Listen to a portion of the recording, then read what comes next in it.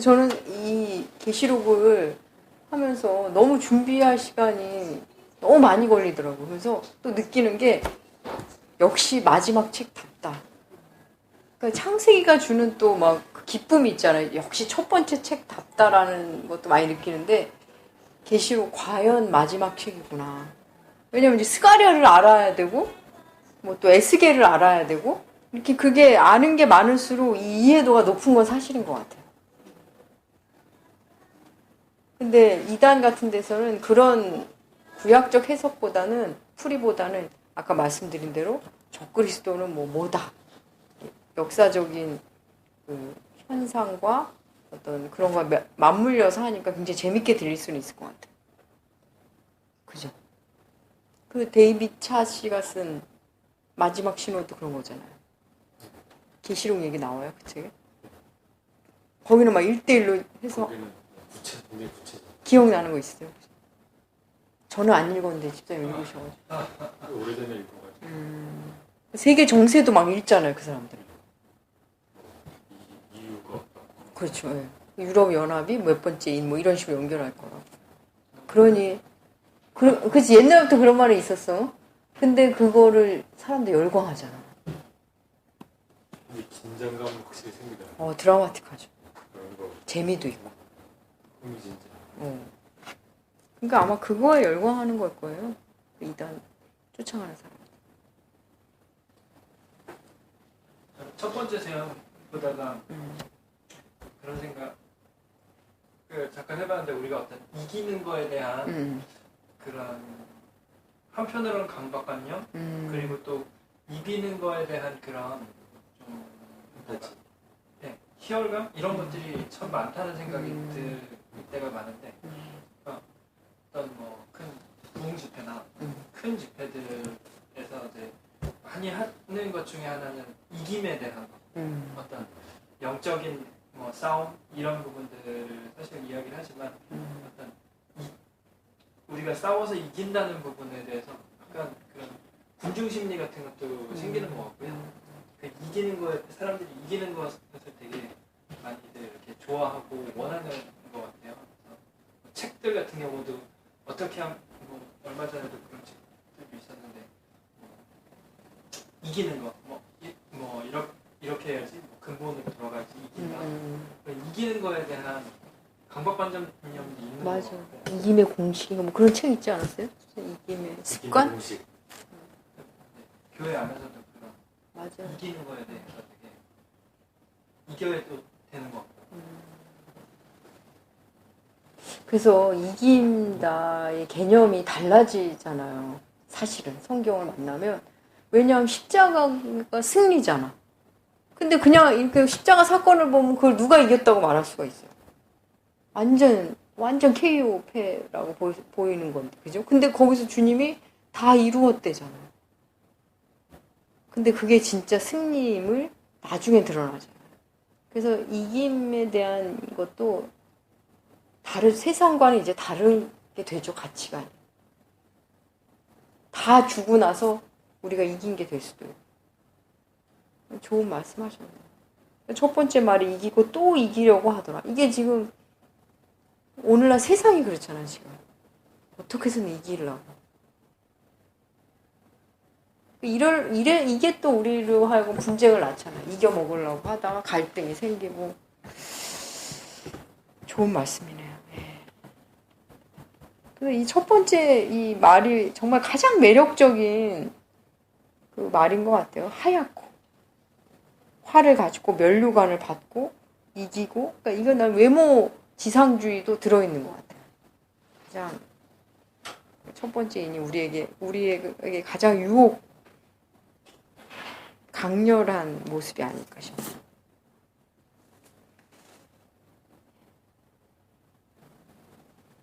그리고 셋째인은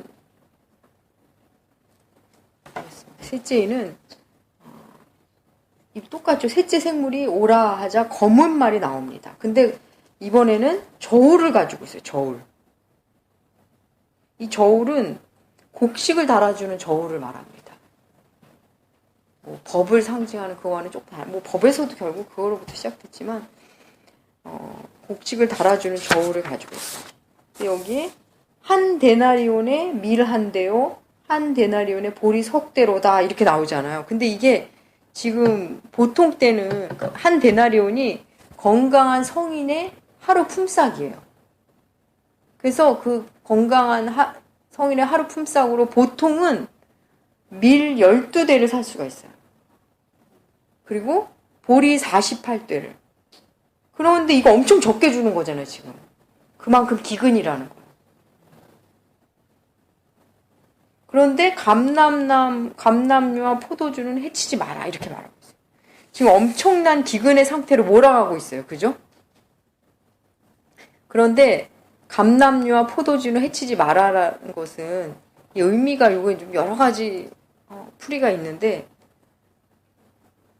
밀과 보리는 지금 엄청난 기근 중에 있지만 감남류와 포도주는 그대로 줄지 않았다 이렇게 보기도 하고 하나는 뭐 같은 맥락이네요. 하나는 감남류와 포도주는 사치품이라는 거죠. 밀과 보리는 없으면 못 살지만 감남류와 포도주는 그렇게까지는 아니거든요. 부분적인 풍요는 있다는 거예요. 그리고 또 하나는 아직은 전격적인 재앙, 완전한 재앙은 기근, 너무나 힘든 기근은 아니라는 거예요. 일부는 괜찮다는 거예요. 근데 이게 오늘날 우리에게 적용한다면 우리도 부익부 빈익빈이 더 극명한 것 같아요. 정말 이렇게 우리 사회만 봐도 이렇게 풍요로운 적이 없었는데 한편으로서는 너무 기본적인 게 없는 빈곤층이 있잖아요.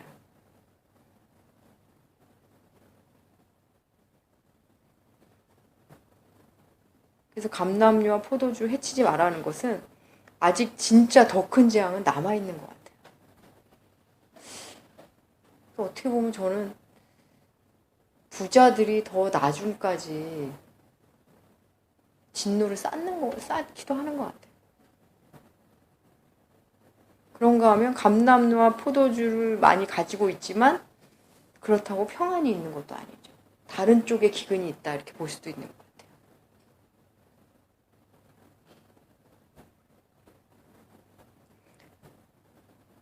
그래서 이 재앙이 우리 일곱인 재앙 나중에 가면 이제 대접 재앙에서 더 크게 이게 더 드러납니다. 그다음 넷째인 보겠습니다. 넷째인은 똑같이 넷째 생물의 음성을 들으니 말하되 보라 하기로 이번엔 청황색 말이 나옵니다. 청황색은 어떤 색이죠? 녹색인데. 그치, 청색, 황색 합치면 녹색인데 나 잘 이걸 찾아보지 못했네 지금. 색이랑 흰색이랑 섞여. 청황색. 그러면 녹색이라고 말하면 될 텐데. 녹색이란 말이 녹색이랑 청색과 황색이 막 이렇게 녹색이랑 조금 다른. 어우러진? 아 그래요? 카키색인가? 저는 본것 같아요. 그래요? 이렇게 보면 근데 이렇게 보면 항상 그래서 모르죠. 빛에 따라 각도에 따라 어떻게 보면 청색으로 보이고. 털이 이렇게 뭐 이렇게 휘날리면서 색깔이 그렇죠. 뭔가 좀 더 신비로운, 네, 약간 뭔가 이렇게 자연적이지 않은 말이 등장한다. 좀 더 어떻게 보면은 괴기스러운. 그렇지, 괴기스럽고 기묘한, 괴기스러운. 평범치 않은, 보기에 따라 무서운 말의 등장. 상상력이 풍부한가 봐요. 청황색 말이 막 그려지는데. 좋으시겠어요. 그래서 처음에 백마였던 거에 비해서 점점 뭔가 이제 괴기스러운 진짜. 근데 그 탄자의 이름은 사망이니 음부가 뒤를 따르더라. 근데 이 사망은 원어는 오히려 온역, 역병에 가까운 단어입니다. 그 단어인데 일단 뭐 사망으로 썼네. 근데 이 사람은 땅의 4분의 1의 권세를 얻어. 여기 그들이란 말이 나오잖아요. 그들은 이 앞부분에 나온 네 개의 말탄자들. 그래서 검, 흉년, 사망, 땅. 이게 뭐 딱딱 명쾌하게 뭐 대칭 구조는 아니지만 권세를 얻어서 검과 흉년과 사망과 땅의 짐승들로써 죽이더라. 이런 말을 하고 있어요.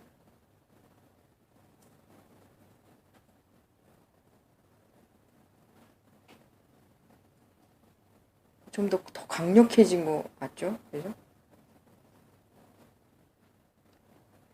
그리고 나서, 그리고 요걸 더 들어가기 전에, 아예 다 하고 할까? 예, 그리고 다섯째 이는, 이번에는 말이 아니라 다른 국면, 말이 없이 이제 다른 측면으로 나오는데, 하나님의 말씀과 그들이 가진 증거로 말미암아 죽임당한 영혼들이 제단 아래 있어 큰 소리로 거룩하고 참되신 대주제여 땅의 거한 자들을 심판하여 우리 피를 갚아주지 아니하시기를 어느 때까지 하나이까 하고 물어요. 근데 이것도 스가랴 1장 12절에 유사하게 나오거든요. 찾아볼까요?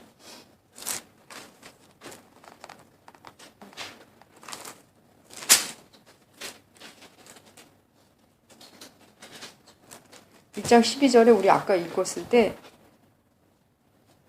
천사 언제까지 예루살렘과 유다 성읍들을 불쌍히 여기지 아니하시려 하나이까 언제까지 여기서 어느 때까지 그대로 두시나이까 유사한 맥락으로 지금 흐르고 있죠. 스가랴에 나왔던 다시 돌아오겠습니다. 그래서 우리 그러니까 죽임당한 영혼인데 무엇 때문에 죽임당했다고요? 하나님의 말씀과 그들이 가진 증거 때문에 죽임당했어요. 한마디로 순교당한 거죠. 그죠? 순교당한 그 영혼들이 묻는 거예요. 우리의 피를 언제 갚아주실 거예요? 묻습니다. 그러자 11절에 각각 그들에게 흰 두루마기를 주십니다. 그리고 말씀하세요. 너네 잠깐 쉬어라. 그들의 동무 종들과 형들도 자기처럼 죽임을 당하여 그 수가 차기까지 하라 하시더라. 참 어려운 말씀하시죠. 그들이 묻자 그들에게 두루마기를 주시는데 이 두루마기는 흰 두루마기. 흰 두루마기는 성결과 승리를 상징합니다. 근데 이 흰 두루마기는 주님과 함께 다닐 만한 자격이 있는 사람들을 뜻해요. 그래서 계시록 3장 4절에 보면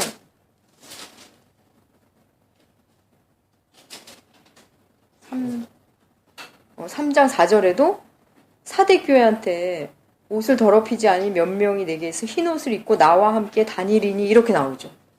주님과 함께 다닐 수 있는 사람을 표현할 때 흰 옷 입었다고 표현합니다. 4장 4절에 나와요. 24장로가 흰 옷을 입고 있어요. 그렇죠? 그런데 이 흰 옷은 행위로 흰 옷을 입은 게 아니라 은혜로 입은 흰 옷이에요. 7장 14절 잠깐만. 7장 14절. 7장 14절. 황 집사님 읽어주세요. 내가 말하기를 내 주여 당신이 아시나이다 하니 그가 나에게 이르되 큰 한란에서 나오는 자들인데 어린 양의 피에 그 옷을 씻어 희게 하였노라. 예, 이거는 행위로 휘어진 옷이 아니거든요. 어린 양의 피로 휘어진 옷이에요. 그래서 이게 요한계시록 19장에 또 한 번 나오거든요. 19장 8절에 보면 깨끗한 세마포 옷이 나와요. 19장 8절 제가 읽겠습니다. 그에게 빛나고 깨끗한 세마포 옷을 입도록 허락하셨으니 이 세마포 옷은 성도들의 옳은 행실이로다 하더라. 그래서 행위로 된 옷이라고 해석하는 분들도 많거든요. 그거 어떻게 생각하세요? 근데 우리가 입은 의의 옷은 다 은혜로 입은 옷이거든요. 여기서 옳은 행실이라고 표현한 것은 저는 우리가 옳은 행위를 했다가 아니라 어떤 학자는 법적 선언으로 옳다 인정받은 자들이다라고 말하는데 그 말이 맞다고 저는 생각해요. 그걸 굳이 행실로 말한다면 순종한 자들이겠죠. 반응한 자. 그래서 우리 그 다복음서에서 함께 나눴잖아요. 그 왕의 혼인잔치에 예복을 입고 오지 않은 자들이 있잖아요. 근데 왕이 혼인잔치였기 때문에 왕이 옷을 다 주었어. 왕이 혼인잔치가 있다면 당시에 왕이 옷을 하사했답니다. 근데 그걸 안 입고 들어온 거예요. 그러니까 그거는 그 사람의 행위로 입는 옷은 아니지만 왕이 초대하고 옷까지 다 주는 거잖아요. 주님이 우리를 구원하시고 의롭다 칭함해 주신 거죠. 근데 옷을 그 비유에 따르면 입고 안 입고는 내 몫인 경우가 있다는 거죠. 뭐 이거 나중에 또 함께 생각해 보겠습니다. 아무튼 행위로 구원받는 건 아니라는 거죠. 그죠? 다시 돌아오겠습니다. 그래서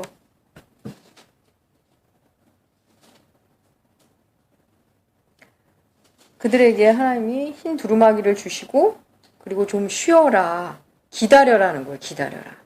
근데 이 기다림 언제까지 기다리냐면 죽임당하여 그 수가 차기까지. 근데 이거는 순교자의 수를 말하는 것은 아닙니다. 뭐 오히려 하나님께서 구원할 자를 다 구원하실 때까지 라든가 뭐 정한 수가 될 때까지 그렇게 보시는 게 더 좋아요. 이거를 순교자의 수가 차야 된다 해서 이 순교를 뭐라고? 그렇죠. 그런 사람들이 있답니다. 세대주의적 전천년주의자는 그렇게 할 수도 있을 것 같아요. 그렇게 보면은 좀 그렇게 보기엔 맞지 않는 것 같아요. 12절 이제 여섯째 인을 떼시는데 그걸 봐야겠네. 그래서 그때까지 기다려야 되는 거거든요. 근데 기다림 어느 때까지니까 이게 기다림이 힘들다는 거잖아요, 지금. 그래서 우리의 상황도 어쩌면 이 상황일 수 있다는 거죠. 우리 자체도 저도 막 힘들면 하나님 언제 오실 거예요? 이런 마음이 들거든요.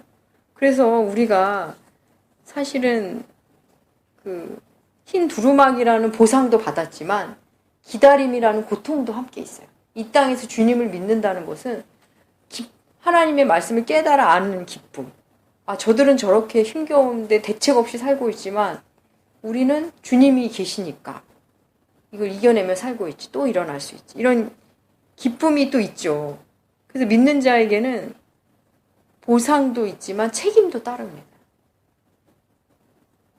그래서 우리에게는 항상 고독이 있어요. 고독합니다. 그리고 억울할 수 있어요. 근데 억울함이 억울함으로 멈추면 안 되겠죠. 그게 억울함이 아니라 특권이라고 생각해야 돼요. 특권이라는 생각이 잘 안 들지 않습니까? 그래서 특권이라는 생각이 들어야 맞아요. 성경적으로 볼 때는 내가 지금 힘든 게 이거는 너무 힘들어. 나 하나님 억울해요가 아니라 이건 아무나 겪는 고난이 아니야. 이건 하나님의 자녀만이 겪는, 하나님의 사람만이 겪는 고난이야. 라는 기쁨이 있으셔야 됩니다. 근데 이거 다 힘들어하죠, 그죠, 집사님? 그리고 여섯째인 가능한 건가요? 예? 가능하겠어요? 조금씩 가능해지는 것 같아요.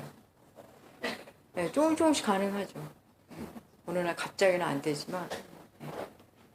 머리로는 그렇게 배워서 알고는 있는데 실제로 그렇게 될 수 있을까라는. 근데 집사님이 예전의 모습에 비하면 하고 있지 않아요? 옛날에는 이런 고통이 없었죠. 그러니까요. 고통을 고통으로 보지 않았죠. 그죠? 고통이 오면 이거 하나님의 뜻이 아니야. 그렇죠. 그렇습니다. 개구리가 튀어나가 지금 튀어나가. 그 다음 여섯째인이 뜰 때는 큰 지진이 나고 해가 검은 털로 짠 상복같이 검어지고 어떻게 이런 표현을 썼는지 몰라요. 달은 온통 피같이 되고 하늘의 별들은 무화과 나무가 대풍에 흔들려 설익은 열매가 떨어지는 것 같이 후두둑 떨어지는 땅에 떨어진대요. 하늘은 두루마리가 말리는 것 같이 떠나고 각 산과 섬이 제자리를 옮겨지고 그러니까 지금 해, 달, 땅 이런 것들이 막 지금 뭐라 그러죠? 질서를 잃고 있어요. 그래서 왜 그 전천년주의자, 세대주의적 전천년주의자들 얘기죠, 그야말로.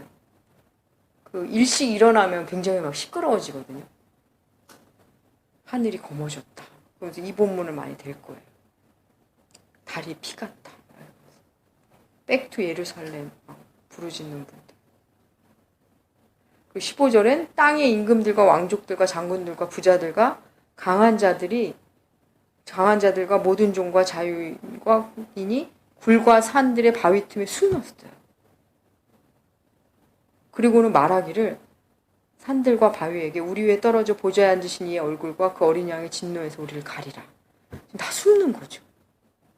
이 여섯째 인에서 우리에게 주시는 말씀이 있다면 지금 해, 달, 별, 하늘 우리로 보면 영원할 것만 같은 뭐 얼마나 흩어지면 얼마나 뭐 흩어지랴 검어지면 얼마나 검어지랴 했던 것이 그 영원할 것 같은 것이 영원하지 않다는 것. 우주적 격변을 보여주고 있습니다. 그리고 이 진노는 예수의 진노임을. 17절 그들의 진노의 큰 날에 일이 이르렀으니 누가 능히 서리요. 아무도 피할 수 없다. 마태복음 보겠습니다. 마태복음 24장.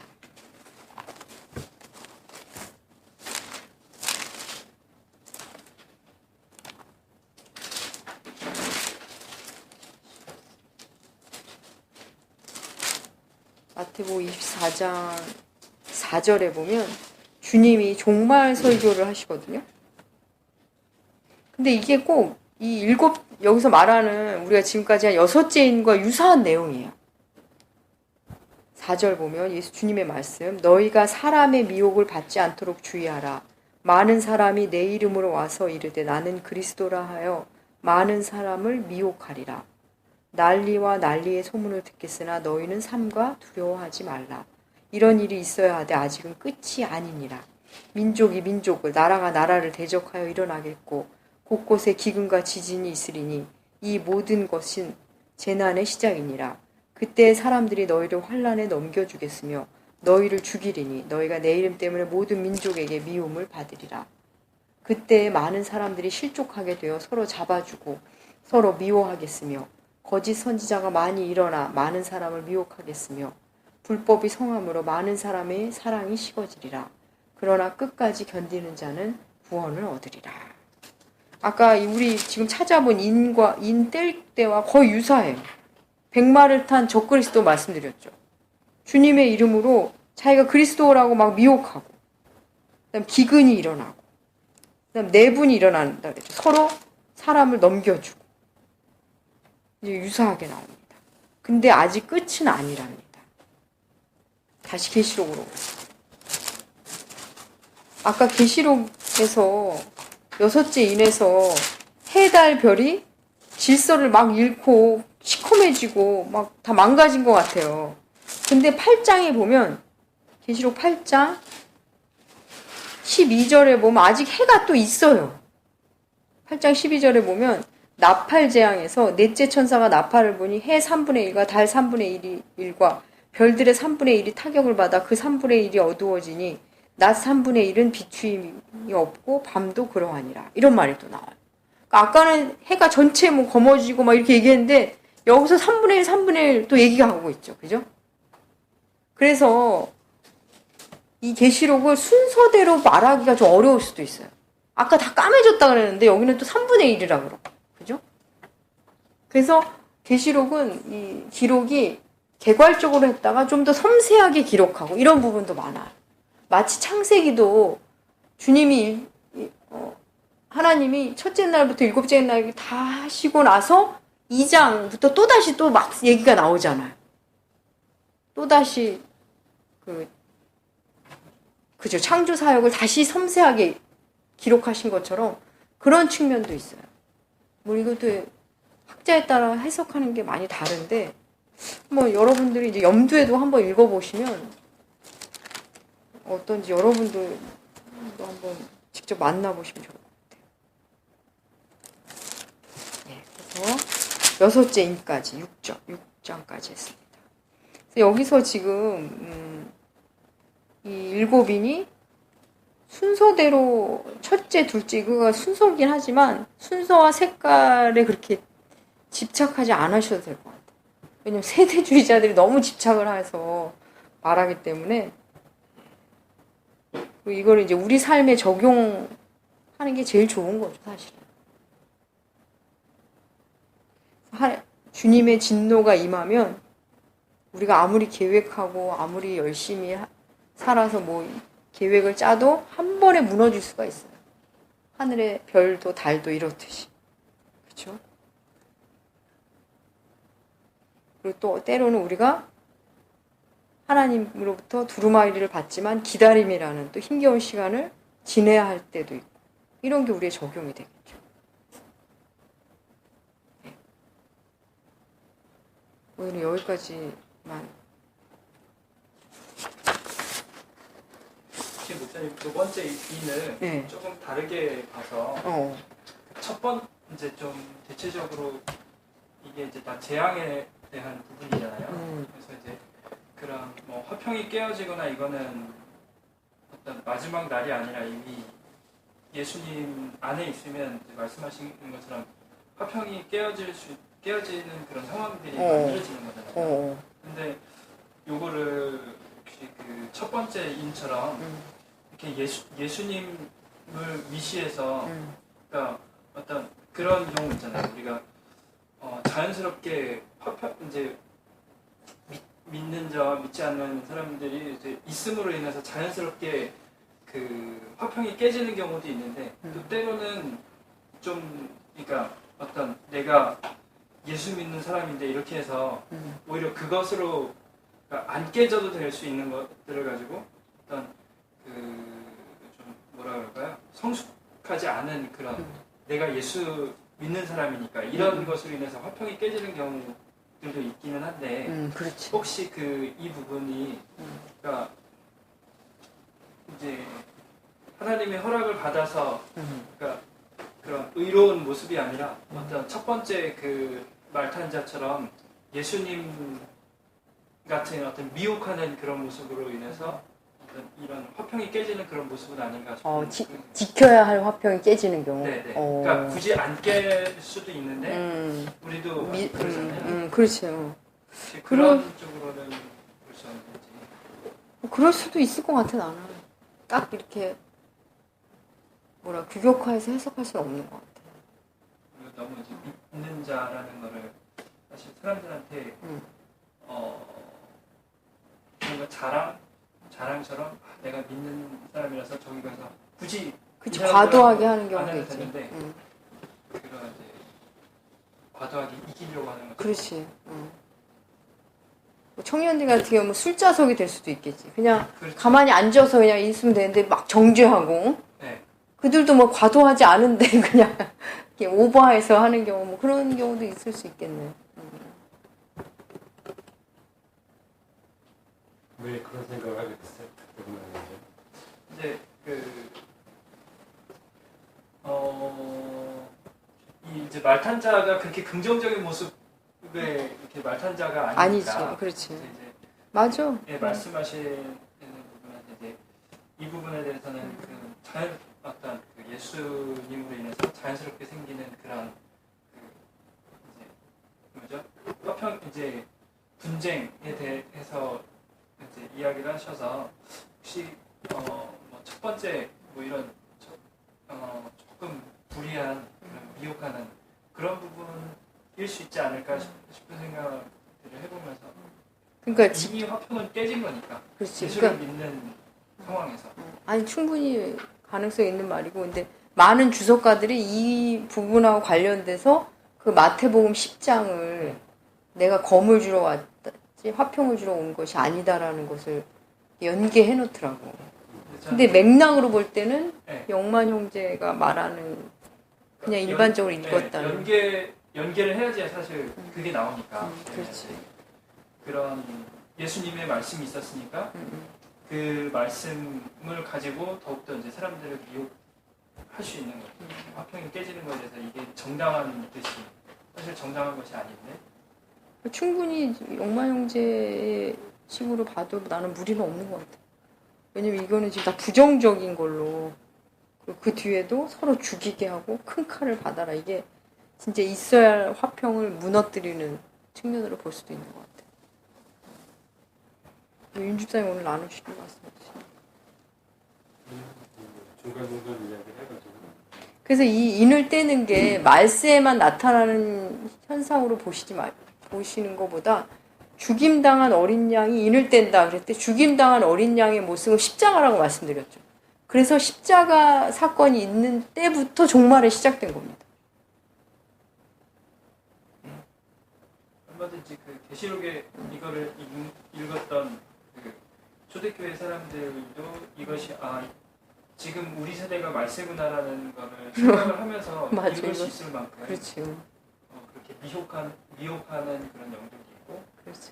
뭐 본인들이 아마 그런 얘기를 했을 것 같고 하나님 도대체 언제까지 우리가 이렇게 고난을 당해야 되는가 얘기는 하고 있었을 거고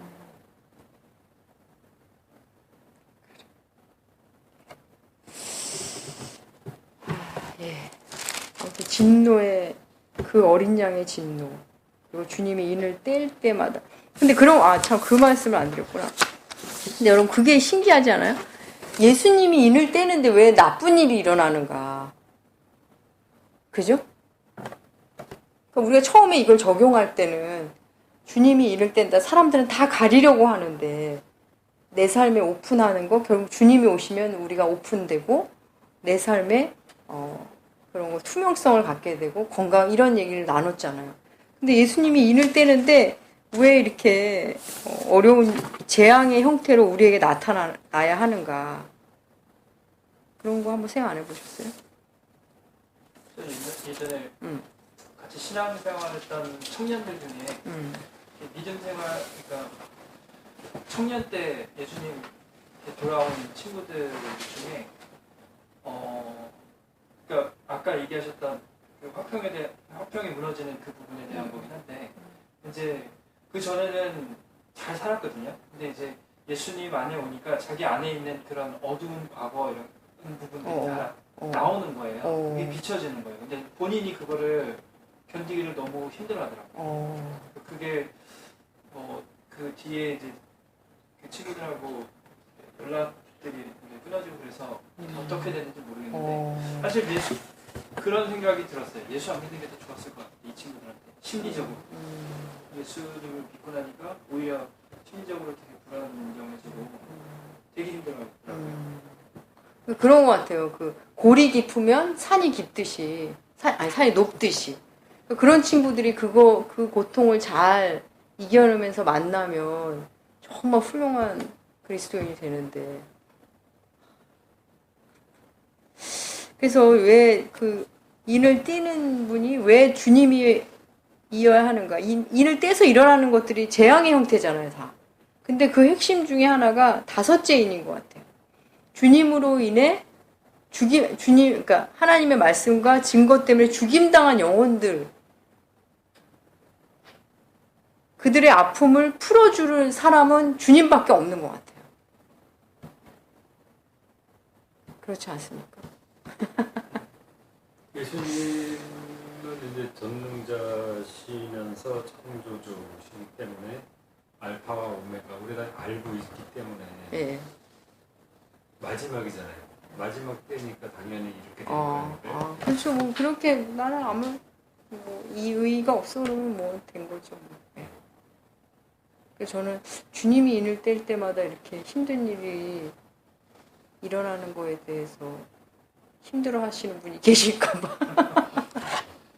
인을 뗀다는 것은 봉인을 해제하는 거잖아요. 그렇죠. 예. 봉인을 해제하는 거. 그러니까 판도라의 상자가 열리는 거죠. 없었던 거에 생기는 게 아니라 그렇죠. 가둬져 있던 것들이 물 위로 부상하는 거니까. 그렇죠. 그게 이제 다니엘서로 우리가 찾아 들어간 거죠, 그때. 뭐 질문이나 뭐 나누실 거 없으시면. 하시죠. 예?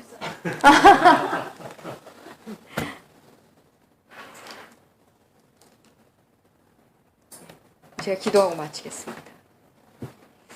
하나님 아버지 감사합니다. 주님의 말씀이 성경의 마지막 책 계시록을 통해 교회에 주시는 말씀, 우리에게 주시는 말씀을 봅니다. 참으로 과연 성경의 마지막 책답고 과연 주님의 모든 마음과 주님의 사랑이 담긴 그리고 주님의 진노가 담긴 책이라는 것이 느껴집니다. 하나님, 우리가 이 책을 만난 자답게 종말론적 삶을 잘 살아낼 수 있도록 인도하여 주시옵소서. 주님 안에 있는 자에게는 그 어떤 재앙도 단순한 고통이 아니라 우리가 정결해지기 위한 과정임을 알게 하시고 그 힘겨움을 아파하지 말고 의연함으로 주의 사랑 안에서 더 성장하는 구원이 자라는 우리들 되게 하여 주시옵소서. 또 앞으로도 계시록을 통해 주신 말씀을 기대하며 존귀하신 예수님의 이름으로 기도합니다.